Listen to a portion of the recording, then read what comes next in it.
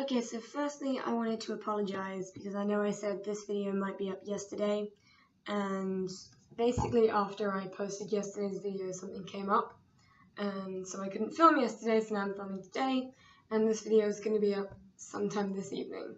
I'll get it up as soon as I can.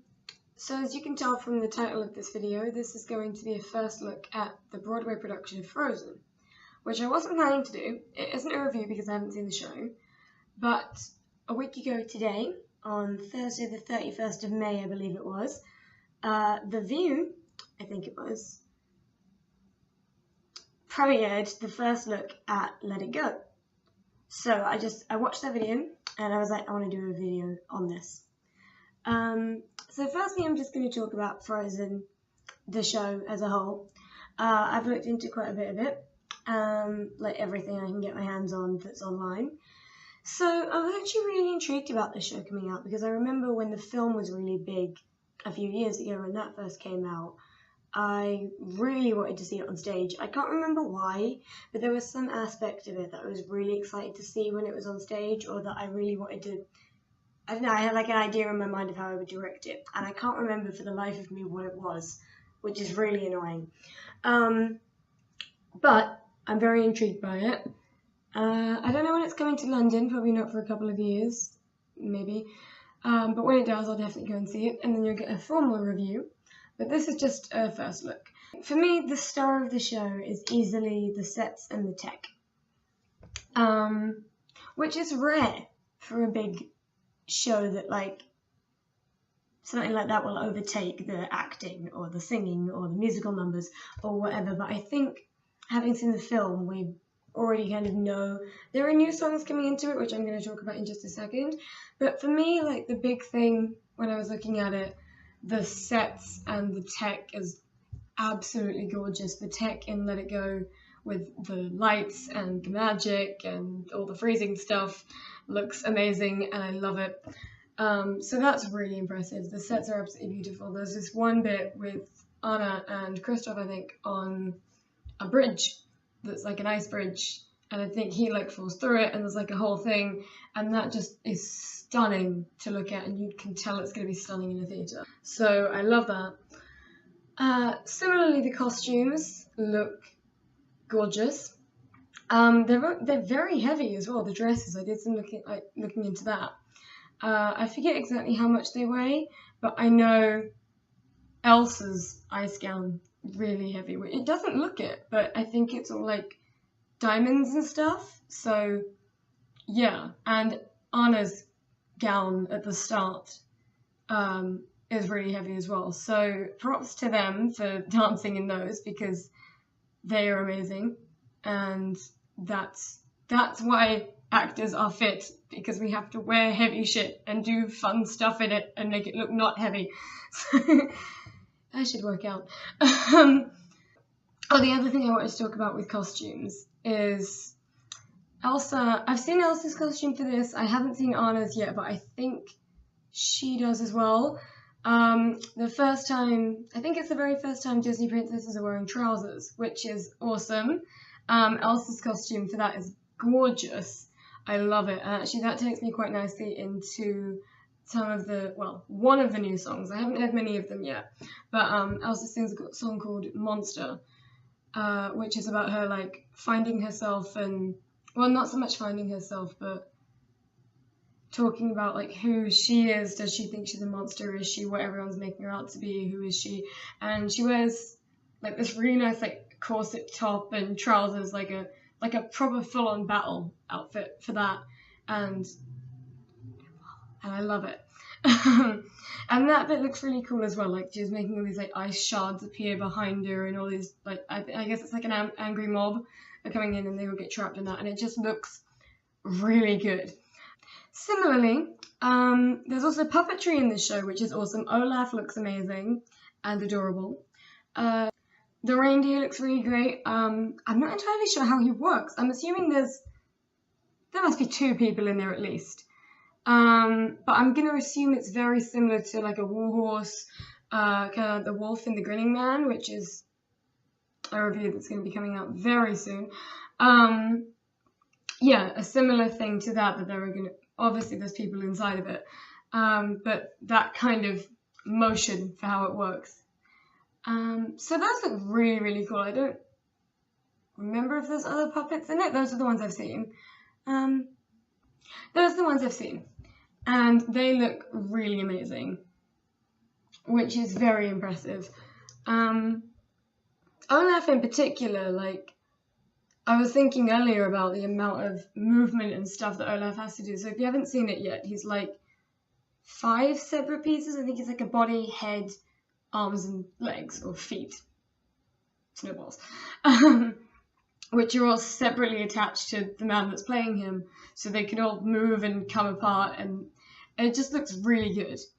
So the other big thing with this show that I'm really liking about what Disney are doing, sort of harkening back to the whole Elsa and Anna wearing trousers thing, it's very feminist, which is fantastic.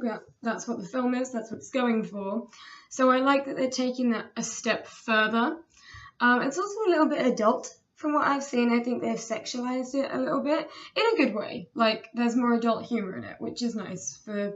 because the show's made for the parents as much as it is for the children, and also the people like me who are just going to go and see it regardless of kids. In fact, get kids out of my way because I'm here to see a show.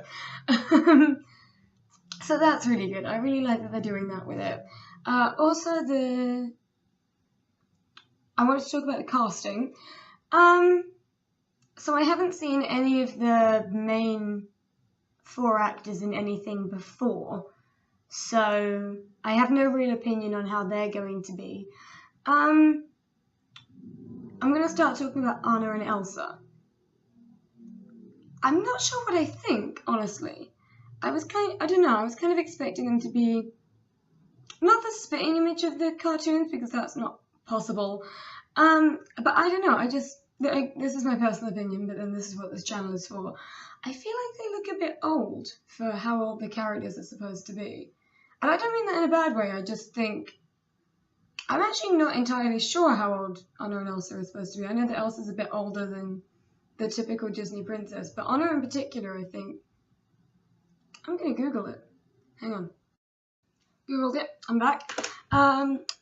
Elsa is 21 and Anna is 18.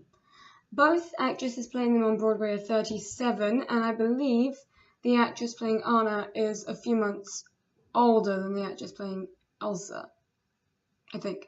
Yeah, which is fine. I mean, I'm all for varying ages of casting. I don't think people should strictly be cast. I think you should be cast your playing age, is what I mean. And nothing against them. If they were the best actresses they found for the job, then... And they're clearly very good at what they do. So this is absolutely nothing against them. I don't know. I was expecting the Anna in particular to look a bit more youthful. I don't know how else to describe it. That's my opinion of it, at least. You watch it, you make your own opinion. They're clearly both very energetic and able to act the characters. I don't know. I think it might just be because it's up close as well. Watching it on a screen, on a stage, it might look completely different. So that's my opinion on that. So for Hans and Kristoff, they've changed how the characters look completely. Hans less so. He still looks a lot like his film character. I don't know why, but I really like his casting. I don't know why. I just feel like he really works. I don't know what it is. I think it's because he's cute. Which is good. Like, yeah, that's the kind of thing you want for Hans. Sort of like attractive, but with a possible dark side. Like, yeah, I don't know. I like him. So Kristoff is non-traditionally cast, which is awesome. And I'm surprised as well for Disney, because it's the original cast. I know that Disney is very traditional, very sort of set in their ways with how things should be. And this is going by how they cast in Disneyland, because they have to look exactly like the characters. It's very strict. So to change that up for the show is, I think, a bold move, but also a very positive one. And I respect the fact that they're definitely, well, I assume they're using the best actor for the job, which is awesome. So absolutely props to them for that. And from what I've seen of him, I haven't heard him sing yet, but from what I've seen of him, he looks like he's going to smash it, so that's awesome. What was I going to talk about next? So let's move on to Let It Go, which is the reason I'm making this video. So as I said at the start, Let It Go was debuted on The View a week ago today, to a fantastic reaction. It's been all over the internet, all over social media. People are loving it. I feel like people are very excited to see this show because of that. And as I mentioned earlier, when the film came out, I was very intrigued to see how it would look on stage. And around the time when I was thinking about that, I did think, oh my god, how are they going to do the quick change? So I had some theories in mind way before this even became a show, how I thought they might do it. But let's talk about the whole song in general before I get to that, because that's the big thing I want to talk about at the end of this video. So the vocals, I don't want to say I wasn't amazed by them, because they were very good. I don't know, I think because I was expecting the Disney version, and then it wasn't. But that's not necessarily a bad thing. I feel like her higher vocal range sounded or felt stronger than the lower notes at the beginning. But that, I mean, that's a lot of pressure to perform that song for the first time on TV. So I completely understand that she was probably nervous, maybe, I don't know, at the very start. So that might be why that doesn't sound as strong. It gets stronger as it goes on, which is a good thing. It sounds fantastic. The end is amazing. I love the fact they held out the end note rather than doing the sassy thing that they do in the original.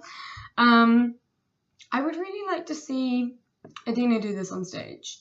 I'm not so much surprised that she isn't doing the original cast. Well, actually, you know, I'm surprised that she isn't doing the original cast version. But it's also a good thing that someone new is being used, because it's very much her own interpretation. The same with Anna. There are definitely clear differences between the film version and the stage version of the characters, and that's great. I really like that. I like that they've made it their own. Yeah, so that's working really well. I'm rambling. But yeah, I don't know, and a couple other people I've seen who have talked about the show as well have also said they were surprised. Not surprised, but I feel like Elsa and Anna's vocals could be stronger. But I don't know, I have mixed feelings about it, and until I've seen it on a stage, not going to comment, but, you know, I'm not going to say strictly one thing or the other if it's good or bad, because I'm definitely not saying it's bad, it's just different, which is a good thing, I think. So let's finally talk about the costume change, which is the whole reason that we're here. So Anna actually has not really a quick change, but like a slow change with a series of quick changes in it in First Time in Forever. Which was cool. The bit with the hair, like she wakes up with the and then it just goes, and that looked really cool, and then she puts her dress on and it's like, that looked very nice. So I like that they've got that for her as well as for Elsa. So Elsa's quick change, and you know the one I'm talking about. Of course, you know the one I'm talking about. So before the show came out, as I mentioned, I had a couple of theories about how this was going to work.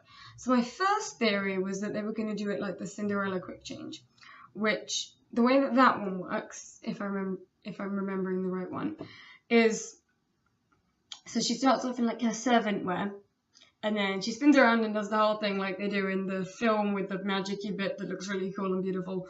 And when she does that, the front of the dress, like, it turns inside out, and the servant wear becomes the body of the skirt underneath. That's how that works. So that's kind of what I was expecting at first for Frozen, and then I realised that both dresses are way too tight-fitting for that to ever happen.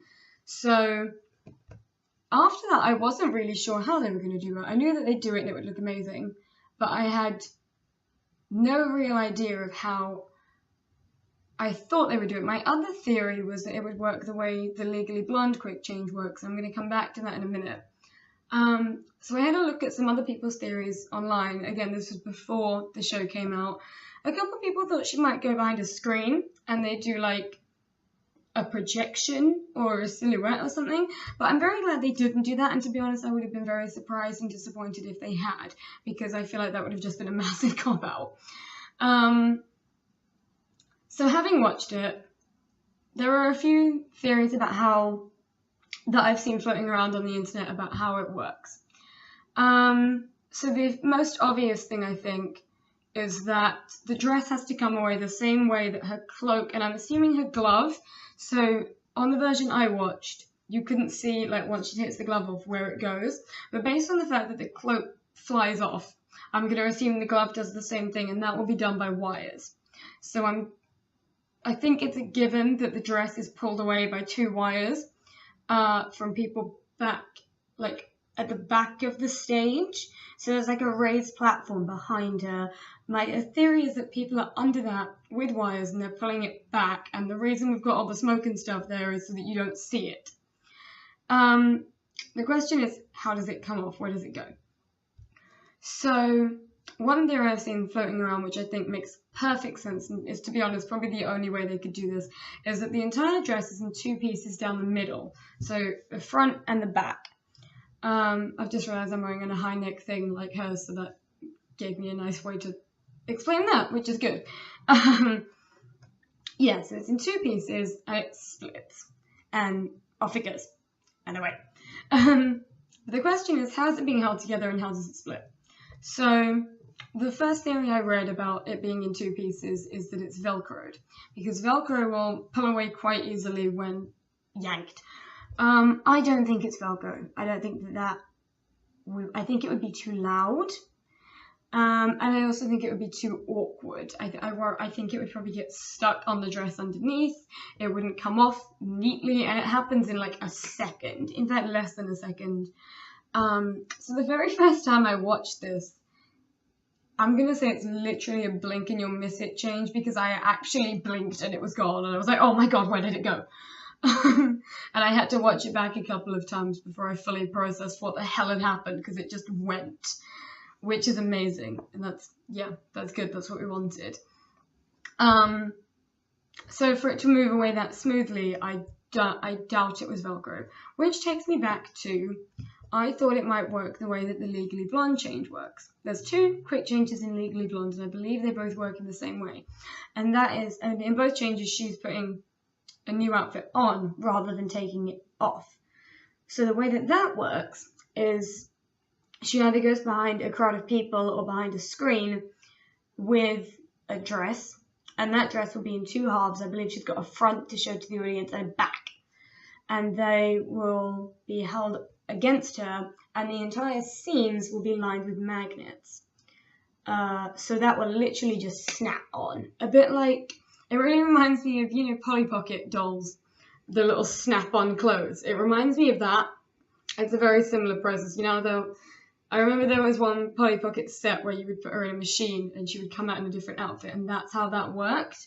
It would literally just snap on her. In fact, I think there were magnetic clothes in that set. So I've always made that connection. So that is my theory about how Elsa's quick change works. I think she's wearing 2 halves of a dress and it's magneted down the middle, which would hold together for the rest of the song and then away. So that's how I think that works. Either that or it's good old-fashioned Disney magic, because let's face it, what can't they do? So that's everything for this video. Sorry it went up really late. Not that there's any time frame yet because this is my first video, but I hope you enjoyed it. And I will see you next week for my first actual review. See you then. Oh, and like and subscribe.